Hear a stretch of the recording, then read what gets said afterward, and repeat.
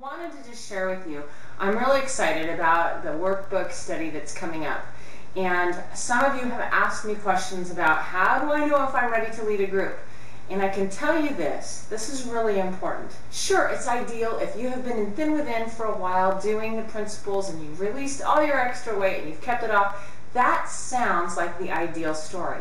But the truth is, when you think about the examples set for us in Scripture of the people that God uses, it's typically not the people that you would expect him to use. For instance, a Christian killer, Saul, who was after Christians to kill them, right?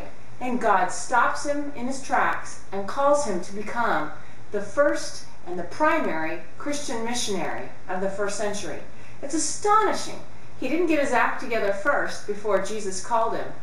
Jesus called him, period. That's awesome.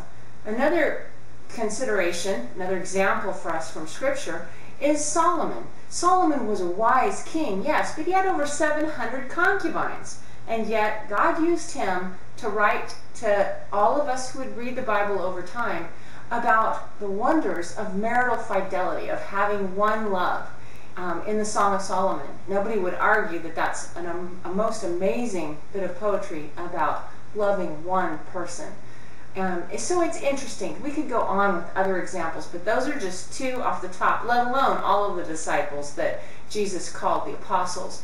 It's amazing to me to think of the people he used and continues to use to this day. I want to encourage you, do not look at what you think would make you a great Thin Within support group leader. Instead, be still, know God is God, and ask him, have you given me a heart for this ministry, for reaching out to women who are hurting or women who have struggles in the area of food and body image? Are you calling me, God, now to this ministry because you want to use me just the way I am now? You might be surprised. He might say, yes, I'm calling you now. And that is what the calling is dependent upon. It is not dependent upon your weight or your size. You are so much more than your size or a number on the scale or the number in your pants or whatever. You are not about that. You are about him and his glory. And besides that, we have this treasure in jars of clay to show that this all-surpassing power is from God and not from us. What better person to use than a frail, cracked pot? God can shine through all of those cracks and light the whole world through us if he chooses to.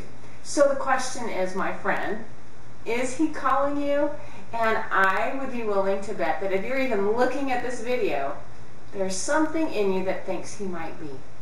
And that might be, would you please not let the enemy of your soul, the enemy of the souls of the ladies that would benefit from your leadership and your guidance, would you not let him steal your joy or steal your belief that God could choose to use you?